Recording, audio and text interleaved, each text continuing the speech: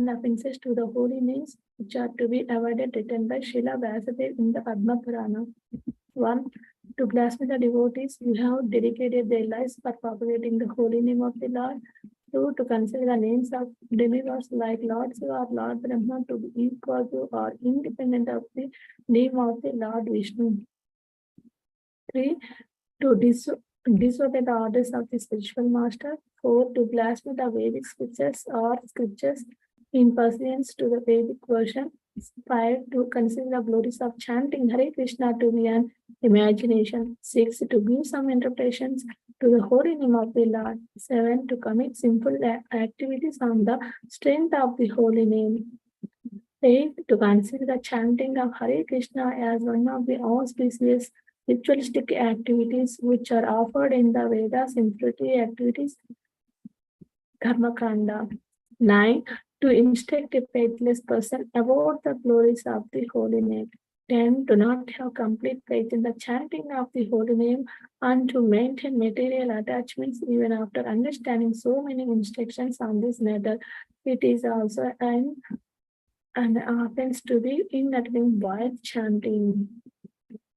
Every devotee who claims to be Vaishnava must guard against these offenses in order to achieve the desired success. Krishna Prema. Once again, I thank you everyone for joining the Bhakti Sangha conference call today. Let us move to our next section, which is Srimad Bhagavatam class. May I know who all have joined this class? Hare Krishna.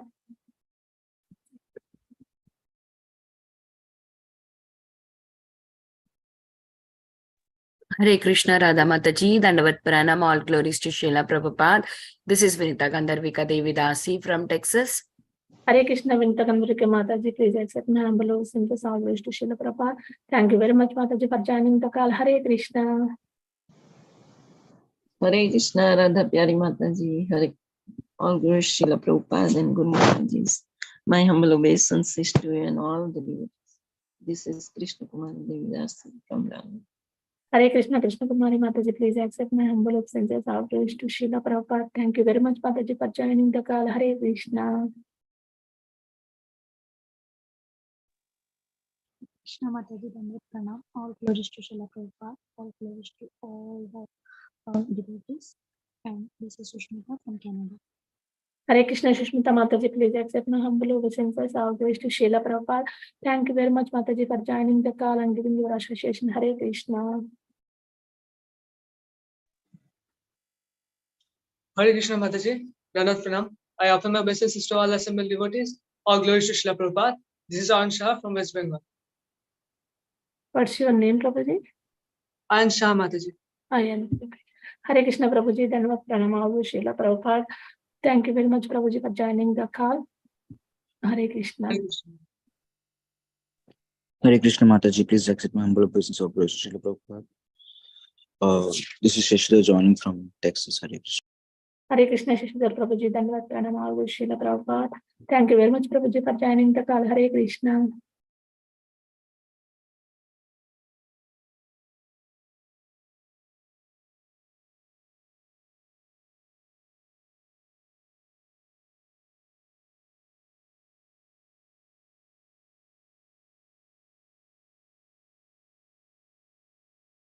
Yeah, Mataji, we will start the recording and we will do the introduction of Prabhuji. Yeah, sure, Mataji. Thank you.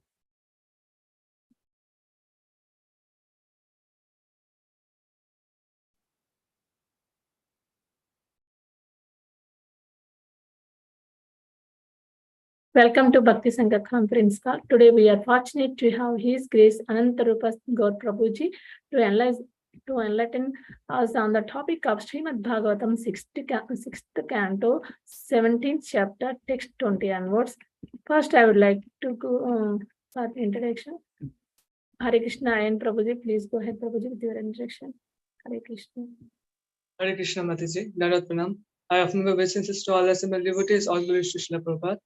Here is a brief introduction for our today's speaker, His Grace Ananta Rupa Gaur Prabhuji. Prabhuji joined ISKCON in 2012. Prabhuji is a disciple of His Holiness Gopal Krishna Goswami Maharaj. Prabhuji completed B.tech in electrical engineering from NIT Jaipur. Prabhuji served as software engineer in an MNC. Prabhuji had cracked IIT with Air 5900. Prabhuji also had cracked NDA 3 times. Prabhuji was awarded with scholarship of rupees 5 lakhs by the owner of his school for being the first student of the school to crack IIT. Prabhuji was extensively involved in youth preaching at NIT Jaipur as a full-time monk. Currently, Prabhuji serves in deity department of ISKCON Juhu. Prabhuji also preaches in youths and congregation in different parts of Mumbai. Hare Krishna Mataji, over to you. Thank you, Ayan Prabhuji. Nice introduction. I think Prabhuji not yet joined Mataji.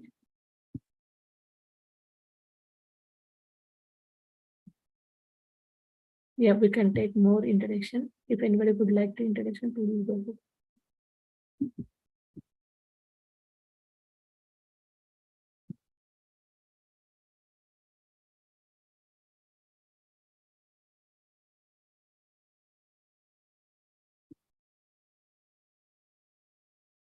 Yeah, Prabhuji joined Mataji. Okay, Mataji. Thank you so much.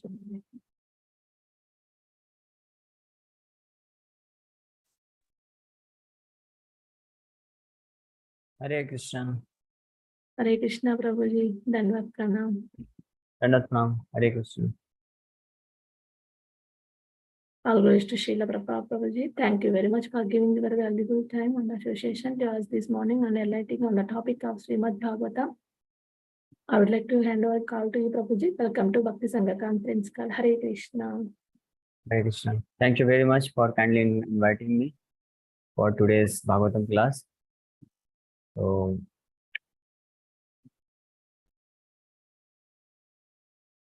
Hare Krishna, Prabhu.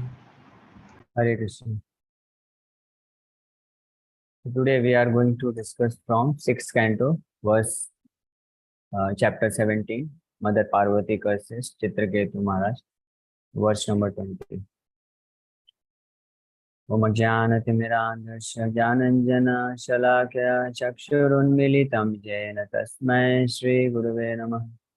Shri Chaitanya Manobhishtam Sthapitam Yena Bhutale Swayam Rupah Kadamahyam Dadate Swapadantikam Vandeham Shri Guru Shri Utapadikamalam Shri Gurun Vaishnavamsya Shri Rupam Sagrajatam Sahagana Raghunathan Vitam Tam Sachivam Sadvaitam Savadhutam Parijana Sahitam Krishna Chaitanya Devam Shri Radha Krishna Padan Sahagana Lalita Shri Vikathan Vitam Namo Vishnu Padaya Krishna Presthaya Bhutale Srimate Bhakti Vedanta Swamini Namine Namaste Saraswati Deve Gauravani Pracharini Nirvishesha Shunyavadi Paschatya Desatarini Namo Mahavadanyaya Krishna Prema Pradayate Krishnaya Krishna Chaitanya Namine Gauratuche Namaha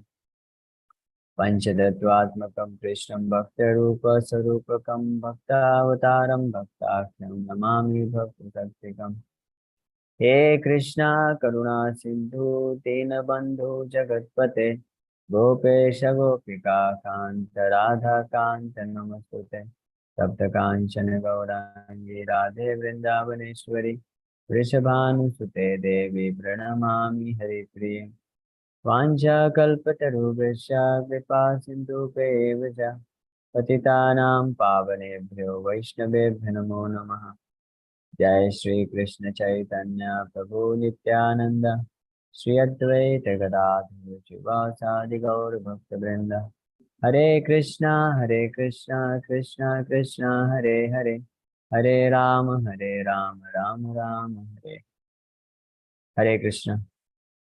So thank you very much for kindly inviting me for discussion on Srimad Bhagavatam.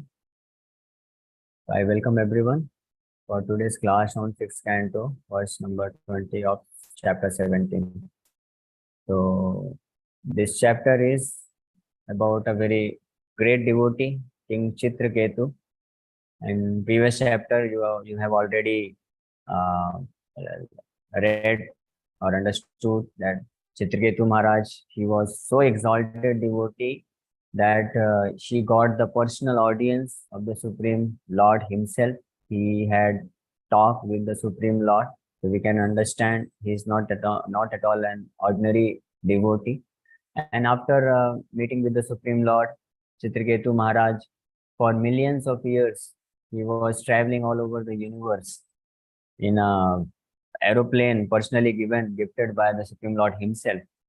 And among Shiva, he was amidst so many beautiful women of heavenly planets, but still, without becoming materially infected, he was constantly singing the glories of the Supreme Lord. So this is the background of Chitraketu Maharaj.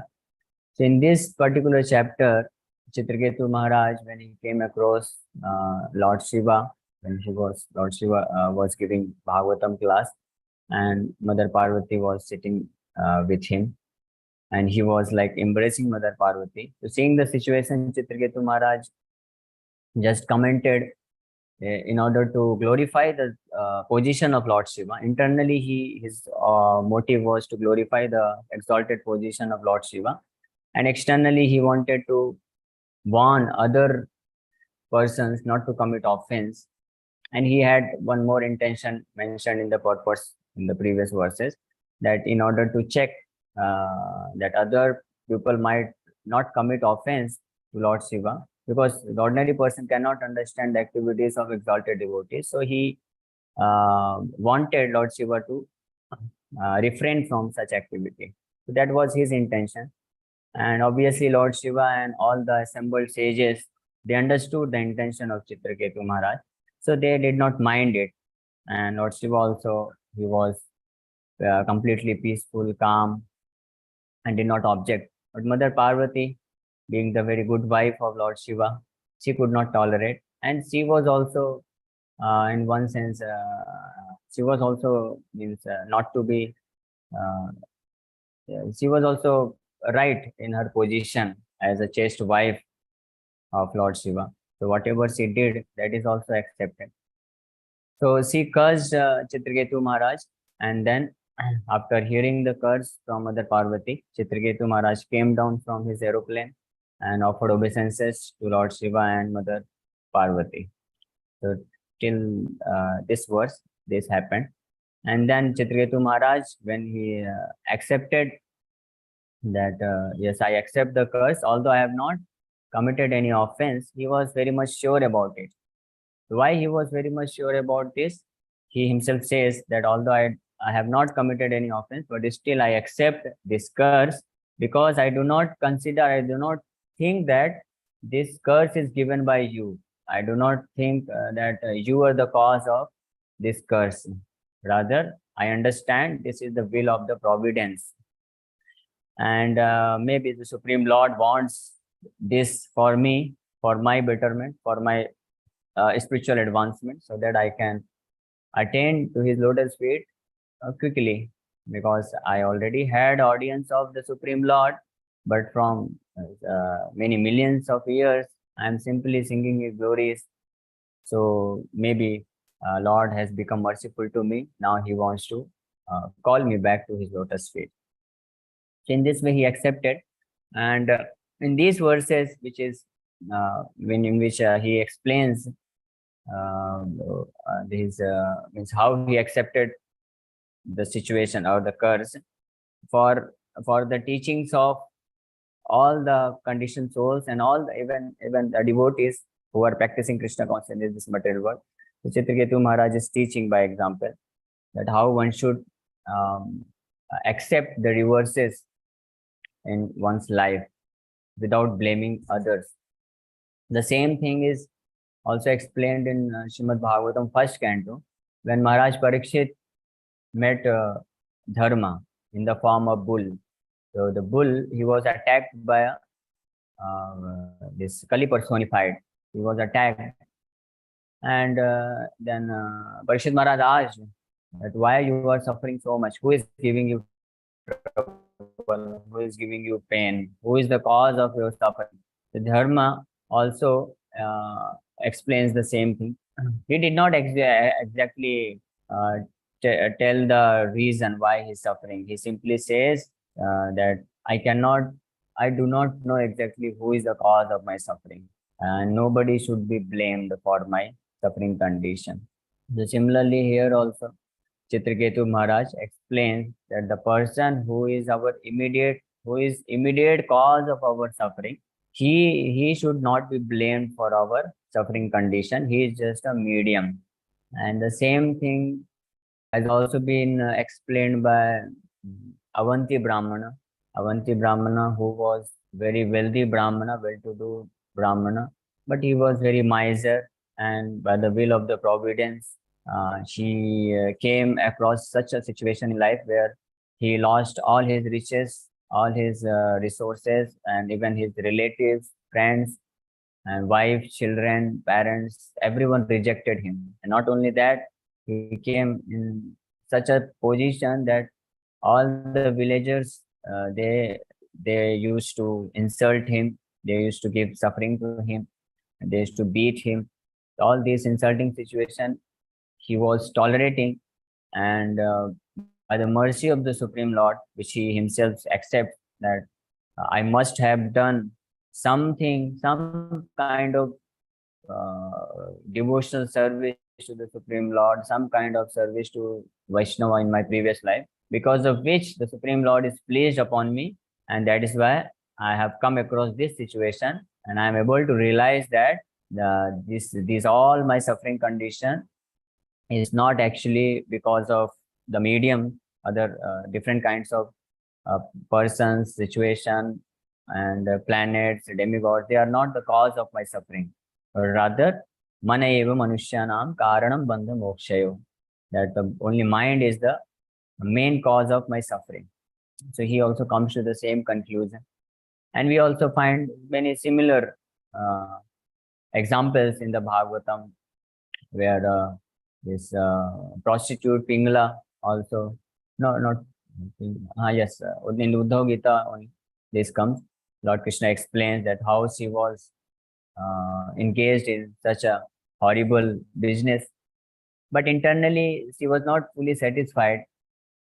And one night when she was waiting for the customer, entire night passed. In the morning, she actually got such a deep realization, and she became completely detached from all kinds of material, expectations, all kinds of expectations from material world. And she also gives the same confirmation that I must have done something in my previous life, which has satisfied the Supreme Lord. And what it must be? It must be either one serves a pure Vaishnava, or one performs some kind of austerity or devotion in the form of devotional service to please the Supreme Lord. Just like Mother Satyabhama.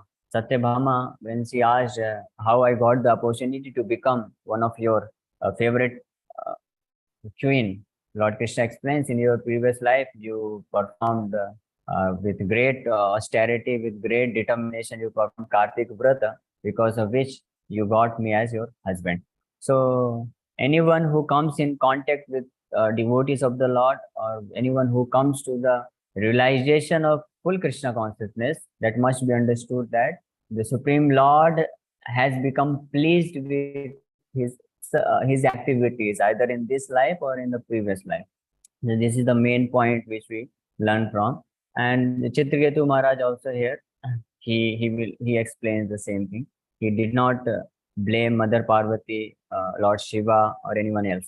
So we'll just recite the verse and read translation purpose, then we'll discuss about this verse.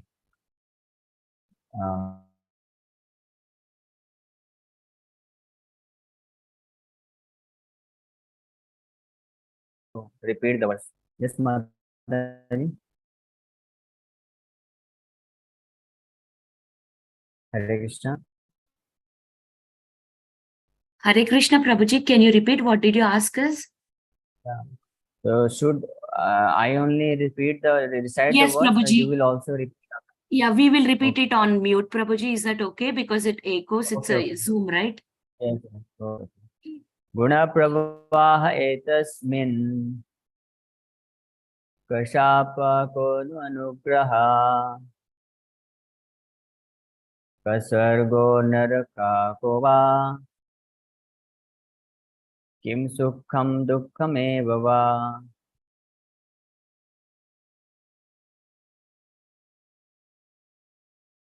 What word meaning? Guna pravahe, in the current of the modes of material nature.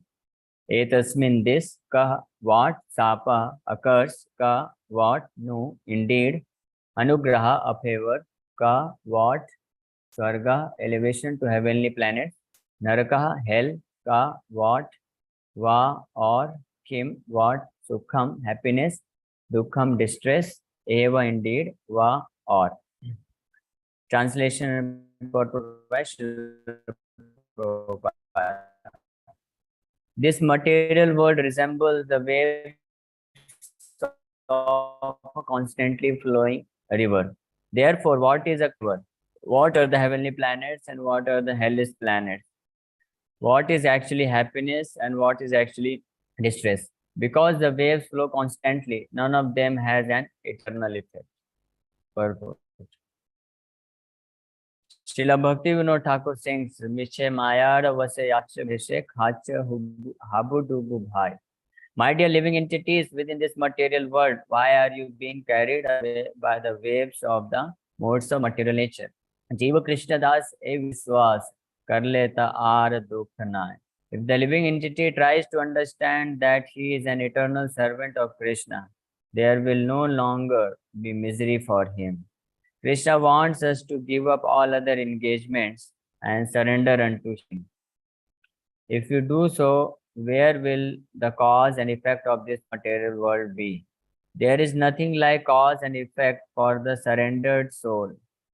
Srila Vishwanath Chakravarti Thakur says in this regard that being put into this material world is like being thrown into a mine of salt.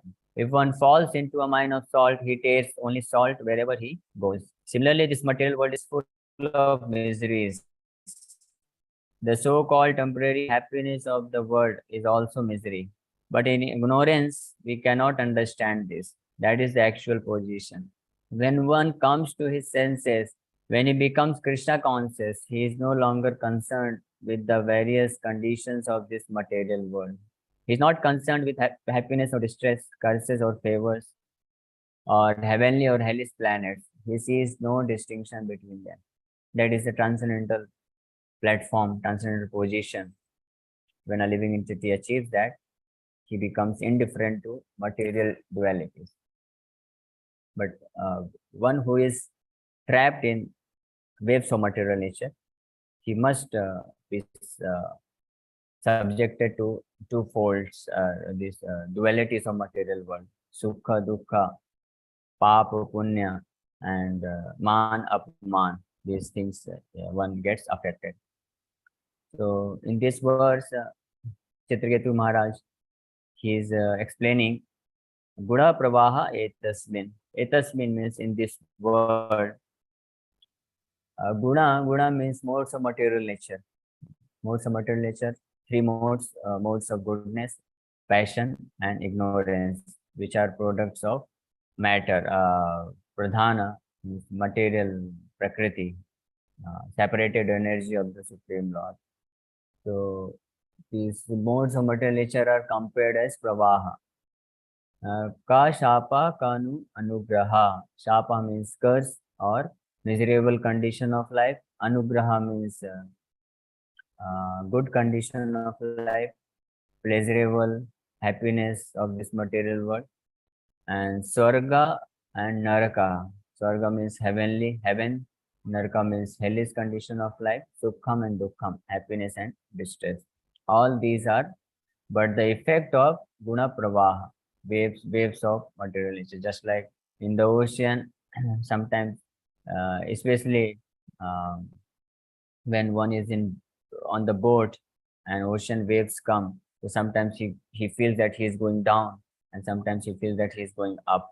So similarly, in the ocean of material existence, this is also an ocean, and this ocean And the waves have been compared somewhere as Bhava Pravaha. Bhava means repetition of birth and death. The Pravaha means constant flow of birth and death. Birth, then death, and then birth and death. Birth can be compared as up wave and then death, then down wave. In this way, this is also, this material existence has been compared as Bhava Pravaha also. And here Guna Pravaha, because of the actions of modes of material nature only, one gets the higher status of life and lower status of life. Bhava Pravaha can be compared as bigger waves which occurs after the annihilation of this body. And Guna Pravaha can be compared as smaller waves which constantly occur one after another. Just like if you sit on the beach, so one after another waves keep coming. Sometimes bigger waves come. So that can be compared as Bhava Pravaha, death and birth, birth and death, birth and death. And within the cycle of birth and death, within this one cycle of birth and death, there is Guna Pravaha, small waves of modes of material nature, in which the living entity is completely entrapped. The person, when a person who gets entrapped in the waves of ocean, so he comes to understand, he knows that I am entrapped in the ocean. But the nature of this Guna Pravaha or Bhava Pravaha is such that one who is entrapped, he cannot understand that he is entrapped. Why this happens? Why he cannot understand? He cannot distinguish that he is entrapped in the Guna Pravaha. This is because of Moha. Moha means illusion. We have all the conditioned souls have 6 kinds of anarthas: Kama, Krodha, Lobha, Moha, Mad, Matsarya. The Moha is one kind of anartha which the living entity has, and Moha means illusion. And what is the greatest illusion? Greatest Moha, that is explained in the Bhagavad Gita, first chapter, the position of Arjuna. So Arjuna in the first chapter is entrapped in the greatest kind of Moha. So what is that? Can any one of you tell what is the greatest kind of Moha? From the example of Arjuna in the first chapter. Yes? He thinks it's a bodily thinking. Yes. So that is Dehatma Buddhi. Prabhupada writes in the purport that kind of Moha is Dehatma Buddhi. Deha Atma Buddhi means considering oneself to be this body. So that is the greatest kind of Moha, greatest kind of illusion, because of which other Moha, other illusions are occurred in our life. Then we consider the place of birth as our own. Aham Mameti. First Aham. Aham means considering myself to be body. Then Mama. Mama means this land is mine. This children are mine. Wife, parents, relatives, society, nation, and even humanity. Everyone. Then he considers that Moha, the conception of Moha, expands. So because of this Moha only, considering oneself to be the body, one gets into this illusion and he cannot understand that he is entrapped in the modes of material nature. When one knows, because this body is also product of modes of material nature. This matter, Pancha Mahabhuta, earth, water, fire, air, ether are the products of mode of ignorance interacting with false ego. And the senses are the product of mode of passion, and the mind is product of mode of interaction or mode of goodness with false ego. So because this body, senses, mind, intelligence also product of mode of passion with interaction with false ego. So all this body, gross body and subtle body, because this is product of modes of material nature itself, that is why a person who thinks himself to be body, he cannot distinguish that he is influenced by the modes of material nature. In order to be able to understand that one is influenced by modes of material nature, he has to come to the platform of at least platform of mode of goodness, where he has the knowledge, at least he has theoretical knowledge that he is not this body, he is different from the body, then he can begin his spiritual journey.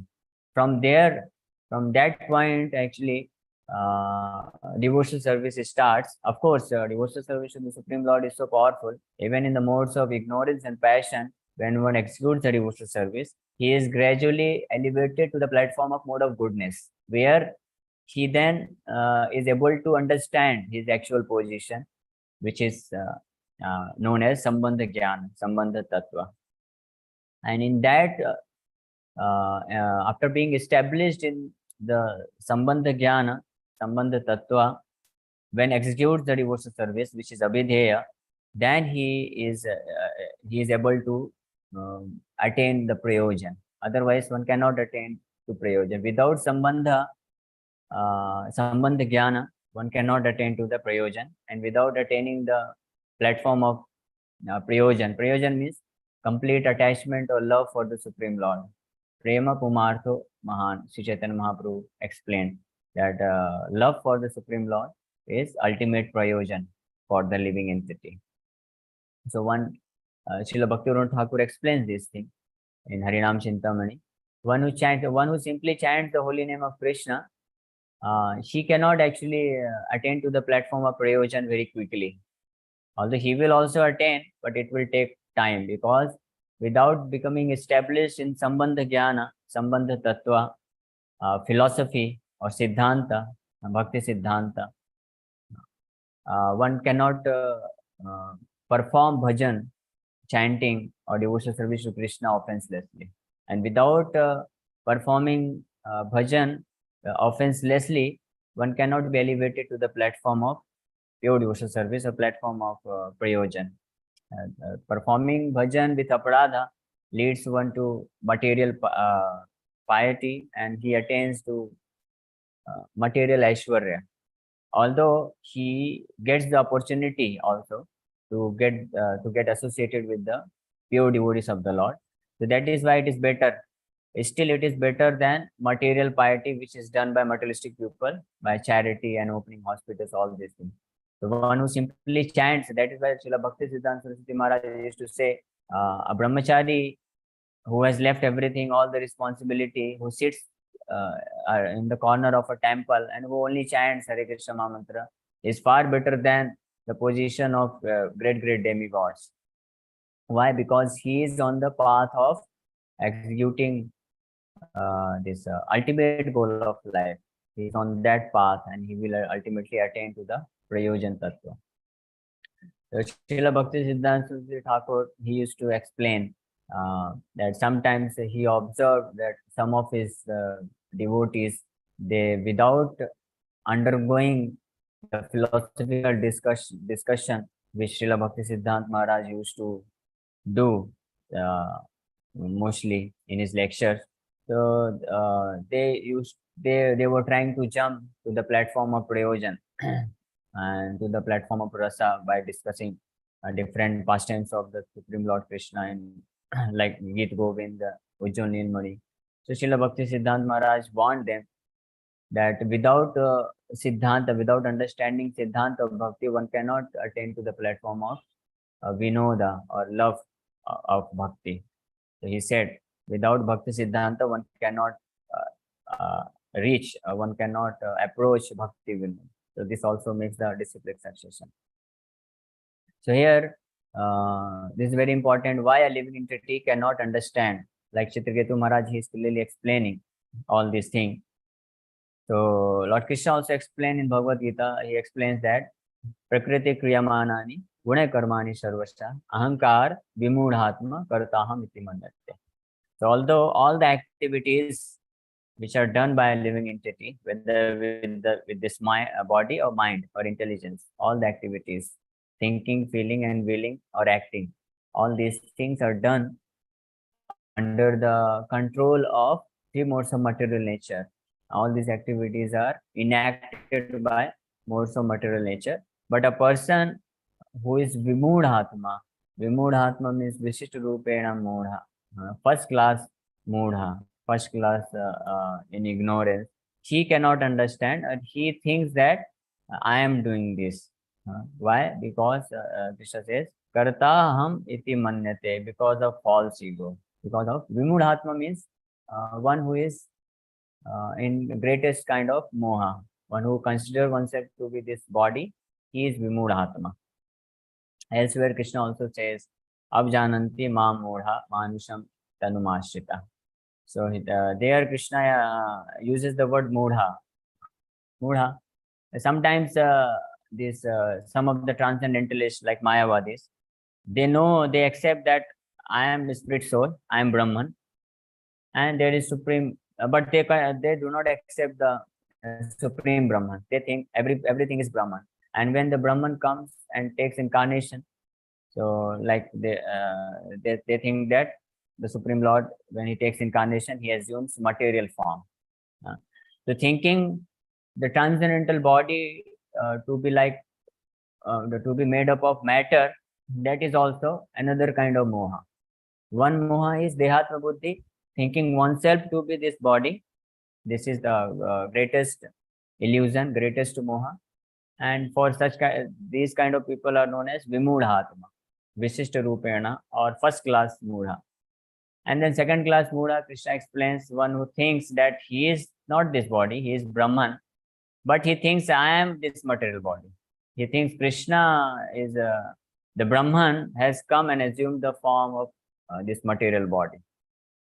So that is also a moha, a kind of moha.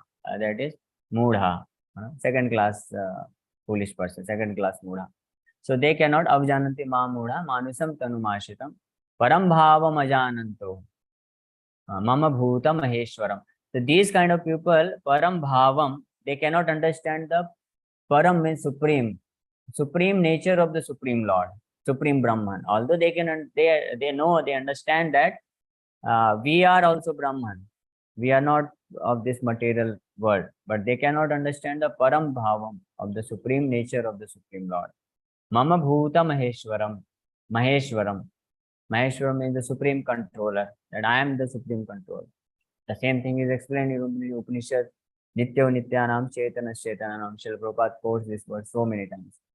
So although these Mayavadi sannyasis, they read Vedanta Sutra Upanishad, but somehow or other, because of this moha, second kind of moha, they cannot understand this verse Nityo Nityanam Chetana Chetananam. Just like a person who is in Dehatma Buddhi, the greatest first kind of moha, he cannot understand that he is not this body, he is a spirit soul, he is beyond three modes of material nature, even though all the teachings are there and devotees explain, but still they cannot understand. So similarly, Mayavadi sannyasi, sometimes this question is asked that in Upanishads and Vedic literatures, also there are references where it is established that there are two kinds of living entities. One is Supreme Lord and one is this soul and super soul. In Katha Upanishad also, the distinction has been explained that there are two birds sitting on the same tree is compared with the body, and two birds are, one is soul and super soul, and the function and characteristics of the two birds is also explained in that. The second bird, which is compared to the super soul, he is completely aloof from material attachments and detachment. He is completely aloof. He is not concerned with the fruits of the tree, but he is simply witnessing. And the first bird, he is attached and he is eating the fruits of the tree. So this concept is there in the Upanishad also, but still they cannot understand because of moha. So now the question arises, why this moha is there? First class moha and second class moha. First class moha, ordinary person, materialistic people. Bhogi. Bhogi means one who tries to enjoy this material world. And Tyagi. Tyagi means Mayavadi sannyasis who give up the material identification with the material world, but they want to merge in the Brahman, Supreme Brahman. They do not accept the existence of individual Supreme Brahman. And so this is the second type of moha. So why this happens? Because of insufficient mercy, insufficient piety in the acts of devotional service, or insufficient balance, you can say, What is that balance? That is mercy of the pure devotees. So they do not have the access to that. That is why they cannot understand, even though they may read Vedic literatures more than the devotees, but they cannot understand. So that is why this is very important. Who can come to the platform of pure spiritual knowledge? And pure spiritual knowledge means to understand my position, to understand Krishna's position, the Supreme Lord's position, Brahman and Parabrahman, and to understand the relationship between the Brahman and Parabrahman. This means Jiva and the Supreme Lord, which Chaitanya Mahaprabhu explains very clearly. Jivera Swarupa hai Nitya Krishnera Dasa. That living entities are part and parcel of the Supreme Lord and eternal servant of Krishna. This is the specific relationship of each and every living entity, irrespective of his position, whether in this material world or in the spiritual world. The living entity may serve the Supreme Lord as conjugal lover, as parents, as friend, or as directly as servant. That doesn't matter, but everyone is servant of the Supreme Lord. What to speak of living entity, but any kind of living entity means Jiva Tattva and also Shakti Tattva and Vishnu Tattva. All the Vishnu Tattva incarnations, they are coming from Lord Baladev, Lord Balaram. He expands. And Lord Balaram, although non-different from Krishna himself, he is, Srila Prabhupada said, Balaram is white Krishna and Krishna is black Balaram. Like that, there's one conversation. Just to establish the point that Krishna and Balaram are non-different, but still Lord Baladev, in his attitude, he has the attitude of being a servant of the Supreme Lord Krishna, because he identifies as a servant of Krishna because he is coming from Krishna. He is expansion of Krishna. So because of having this attitude in Baladev, Balaram, that is why all the incarnations of Lord Vishnu, Lord Narayan, and Leela Avatar and Guna Avatar, everyone, and then living entities also, which are also expansions of the Vishnu Tattva, separated expansion. So we are Jiva Tattva, we are also expansion of Supreme Lord, but we are separated expansion. Vibhinna Amsha, Vibhinna means separated, Amsha means part and parcel. So we are Vibhinna Amsha, and various incarnations are Swamsha. Swamsha means connected or connected expansion, you can say. Swamsha means they are not separated, they are the same. Separated means they become different in category. Jiva Tattva become different in category, and Swamsha, they are not different but the same category, but they are counted as the expansion, and they also maintain the bhava of service to the Supreme Lord Krishna.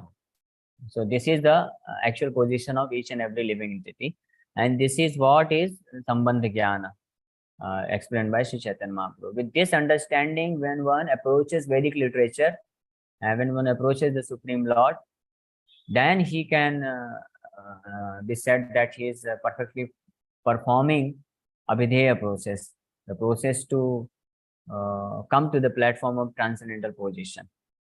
That is Abhideya. And then after reaching the transcendental position, what are the activities? The real activity starts from that position. So those activities are Prayojan. So for these two kind of people who are entrapped in moha, so they cannot have this perfect knowledge, perfect understanding of Sambandha Jnana, that what is my position, what is Supreme Lord's position, because of which they remain entangled.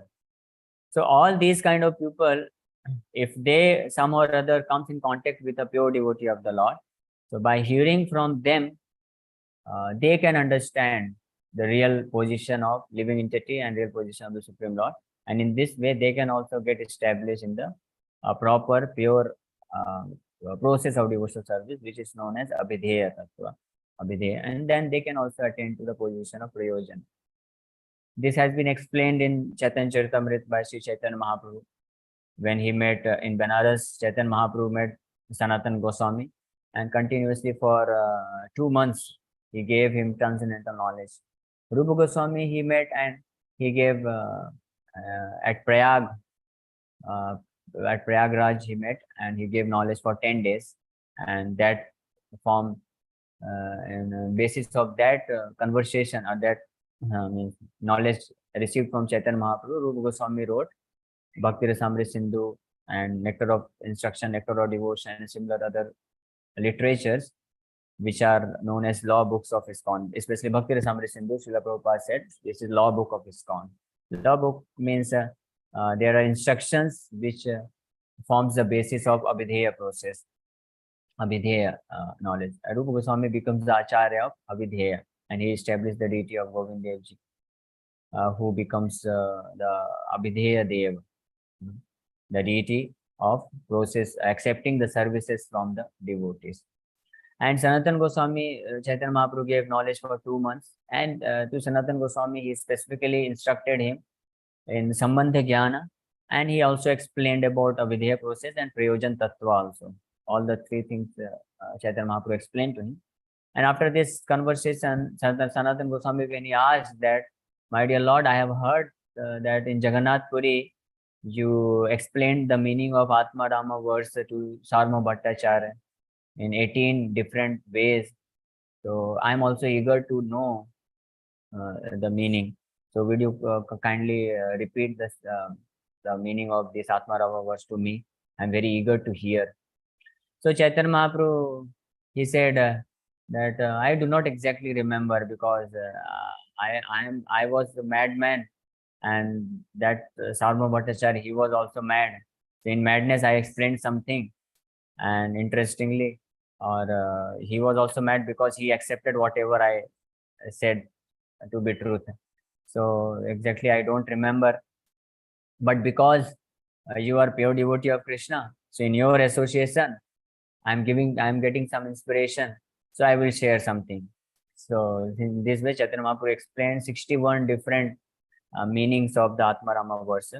And in that meaning, various meanings, the conclusion, main conclusion Sri Chaitanya Mahaprabhu gave, that the word Atma Rama means that one who enjoys the self.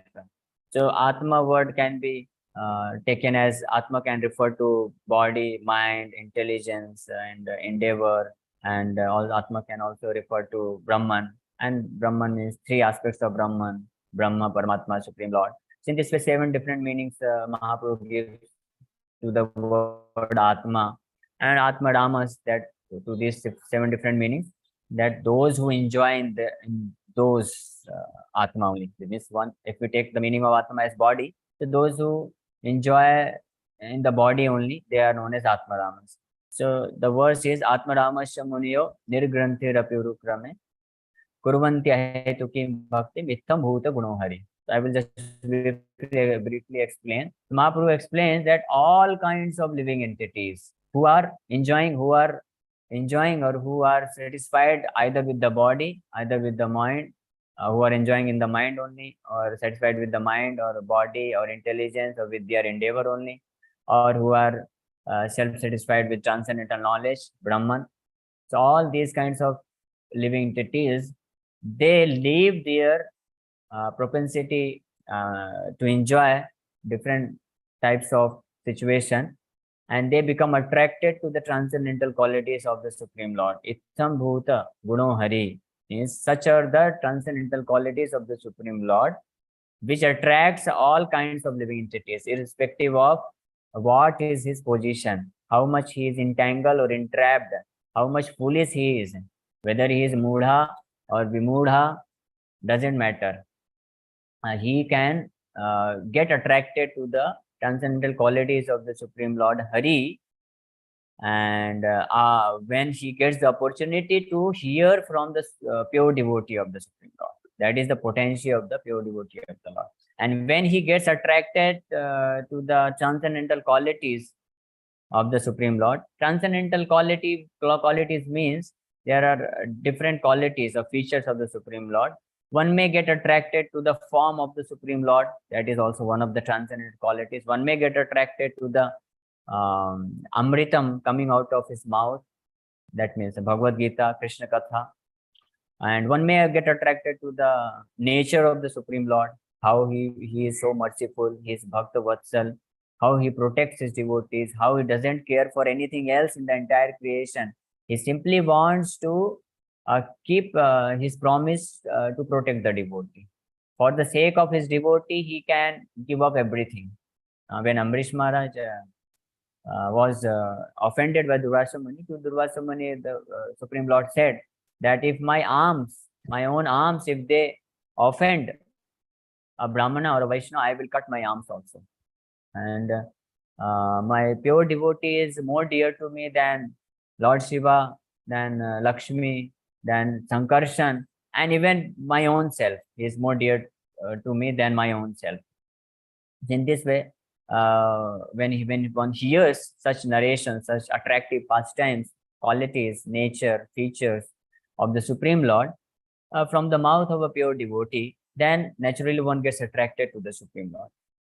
And obviously, one cannot hear about the Supreme Lord from a non-devotee, from a person who is not a pure devotee of the Lord, because only a pure devotee who is carrying the Supreme Lord within his heart, who is thinking always about the Supreme Lord, who is attracted to the lotus feet of the Supreme Lord Krishna, who is always eager to serve him, who has developed a love for the Supreme Lord. Only he can explain in toto or as it is. He can explain as it is the transcendental nature of the Supreme. Just like if you hear Prabhupada's lecture, whether you hear from Bhagavad Gita, first chapter, second chapter, or fourth chapter, transcendental knowledge, you hear from Bhagavatam verses which are only dealing with creation, so too much philosophical.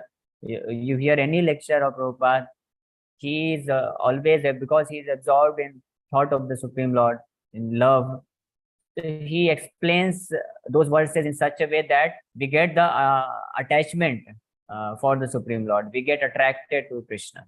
So that is the nature of pure devotee. Whether he speaks Upanishad, Vedas, Bhagavatam, Bhagavad Gita, whatever he may speak, the only thing come out of his mouth is the transcendental qualities and nature of the Supreme Lord, and nothing else. And on the other hand, a non-devotee, even if he speaks directly from Bhagavatam, he cannot speak in such a way so that we will get attracted to the qualities of the Supreme Lord. Rather, we will become averse to the Supreme Lord, to the lotus. Anadrit Yushmadamraya. Lord Brahma explains that those jnanis or Mayavadi sannyasis, because they disrespect your lotus feet, patanti adha, anadrit yushmatangraya patanti adha. That is why they fall down. Even after achieving the platform of Brahman, they fall down because of disrespecting the lotus feet. So in this way, Mahaprabhu explains to Sanatana Goswami that when one is fortunate enough to hear from the Supreme Lord, hear from the pure devotees of the Lord about the transcendental qualities of the Lord, so then they leave everything else. All kind of moha is gone at once. Just like all these things, guna pravaha, bhava pravaha, these waves of material nature, waves of modes of nature, or the suffering condition of life because of vimudhatma, because of moha, the greatest kind of moha. These are all like this dreaming condition of life. When we go to sleep and we are dreaming, and we are completely absorbed in the dream only, and we cannot understand who we are actually. And in the dream only we identify with the with different kinds of situation created in the dream, and accordingly either we suffer or we enjoy in the dream. So as soon as a devotee comes and wakes up, immediately our dream is broken and we come to our natural position that oh, I'm supposed to go to Mangala Aarti. I'm a devotee. I'm supposed to go and take bath and attend Mangala Aarti. So this similarly, all these kind of living entities who are suffering in this material world, who are caught up in the waves of material nature, modes of material nature, they can easily get out of it simply by hearing or associating with a pure devotee of the Lord. Just like a person who is drowning in the ocean and who is just entrapped in the waves, out of his own. If he may be a great swimmer, he cannot come out of this ocean, waves of ocean. But if a helicopter comes from above and drops a rope, and he catches the rope, he can immediately come out of that condition. Similarly, the living entity also very easily come out of this any kind of material existence. And that is why Chaitanya Mahaprabhu further, to substantiate his explanation, he gave the very wonderful story. He narrated the very wonderful story of Mrigari, which all of you know, that how Mrigari, who was so much deeply engrossed or influenced by mode of ignorance, that she was not only killing but half killing animals and enjoying that. So he was so deeply influenced by the modes of ignorance. So, but by the association of Narad Muni, a pure devotee of the Supreme Lord, he immediately came out of that condition. So this is the hope for us also and for others also. So if we take shelter of a pure devotee, what is the meaning of taking shelter of a pure devotee? The meaning is very simple, that whatever we hear, we hear from pure devotee. We read Srila Prabhupada's books, we hear his lectures, or devotees who have dedicated to serve his mission. So when we associate with them, when we hear from them, so gradually we also develop attachment for the Supreme Lord, and we become established in proper Sambandha Gyan. And at the same time, we perform Abhidheya, means process of devotional service, chanting Hare Krishna Mahamantra, performing our services. And in this way, we gradually come to the platform of Prayojan. So this is also one of the opportunity for us. So if we want, if anyone in this material world, he is eager to help others suffering, to make them free from their suffering condition of life, then he must first of all become a pure devotee. A pure devotee doesn't mean that one has to give up everything, all the services, and simply perform his bhajan, and after 30-40 years when he will become pure devotee, then he can preach. No, pure devotee has different levels. Like in a spiritual world, gopis, they are pure devotees. They are on different level. And then in Vaikuntha, they are also pure devotees. They are on different platform. In the material world, there are pure devotees. They are also on different platform.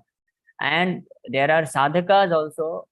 They are also counted among pure devotees if they exactly follow in the footsteps of acharyas, previous acharyas. If a sadhaka whose heart is still contaminated, who is in the process of anartha nivritti, but he tries to follow the instruction of Rupa Goswami, Anya Bhilasita Sunyam Jnana Karmadya Navritam Anukulena Krishnanu Silanam Bhakti Ruttama. If he is sincerely trying his best, so he is also counted among pure devotees. Just like Prabhupada, when he was asked, how many pure devotees you have in your movement? So Prabhupada asked his secretary, how many disciples we have? So he said 10, 5,000, 10, whatever number. Then Prabhupada said that many we have pure devotees. Why? Because they were not completely free from all kinds of anarthas. But why? Because they were surrendering to a pure devotee and they were ready to follow the instruction of Srila Prabhupada. They had no intention to remain in this material world, to enjoy in this material world. That is the minimum qualification to become a pure devotee. And then, like the example is given of ripe mango and this raw mango. So if the mango is connected in the branch, eventually it will also become ripe. So similarly, if we follow in the footsteps of acharyas by understanding their instructions, when we read their instructions, we hear, we study Prabhupada's books, and we try to understand, and we sincerely try to follow in our life, then we are also qualified by them. We don't become personally qualified, but Prabhupada and other acharyas, they make us qualified. Just like Chaitanya Mahaprabhu said, Amar Agya hai, Guru hai, Taro Desh. So Amar Agya, on whose Agya, means on whom he is giving this Agya. He is giving this order to his follower, not to others, not to everyone. One who follows his order, one who is his follower. And who is his follower? Those who follow the path of Rupa Goswami, Rupanuga. Those who follow teachings of Rupa Goswami, they are known as followers of Chaitanya Mahaprabhu. And in our succession, we follow in the footsteps of then Bhaktivinoda Thakur, Srila Bhaktivedanta Saraswati Maharaj, Srila Prabhupada, and his dear disciples.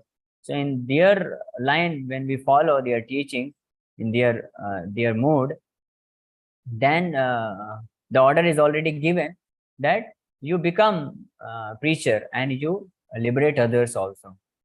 So that means if we are eager to serve others and liberate others, then this is the only process. We should also, first of all, we should become firmly fixed up in transcendental knowledge and process of devotional service. And then we can approach whoever we meet according to our capacity. We can preach and connect others also, so that they may also get opportunity to come out of this illusory platform, moha, the greatest kind of moha, dehatma buddhi.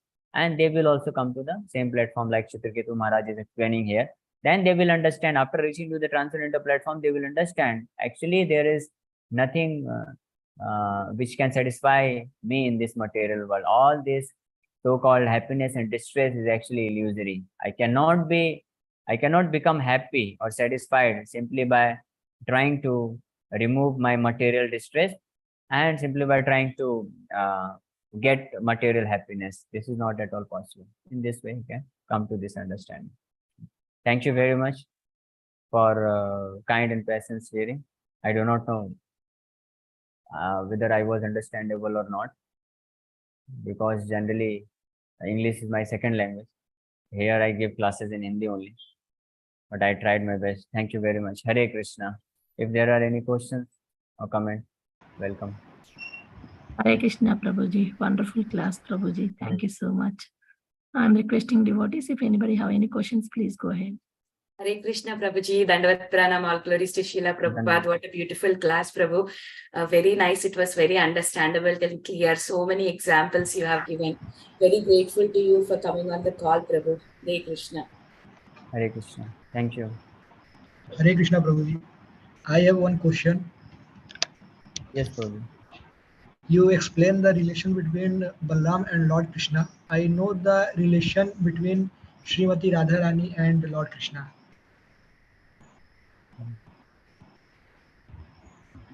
So then, what is the question? Question is, who is Srimati Radharani and what is the relation between Lord Krishna and Srimati Radharani?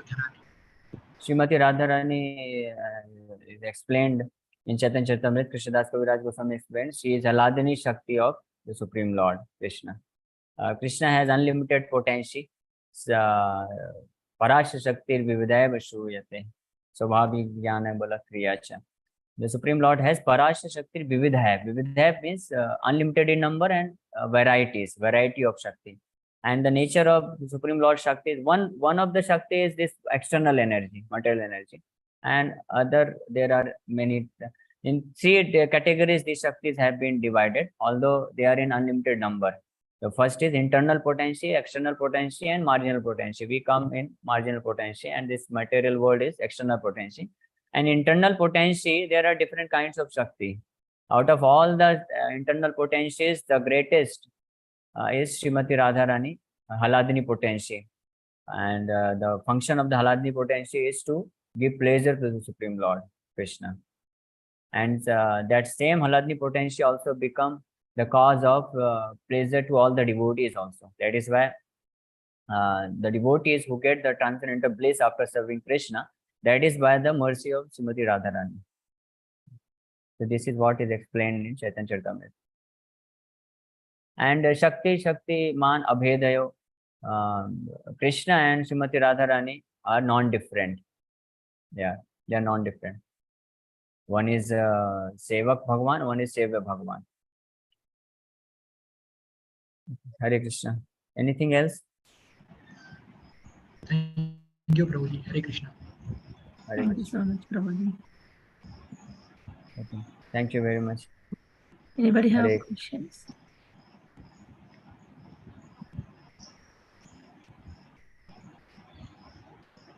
Okay.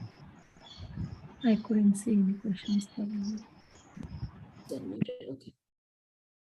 Okay. If no one have any further questions, we can end the call here, Prabhuji, with your permission. Thank you so much, Prabhuji, for enlightening class today. We are very grateful to you.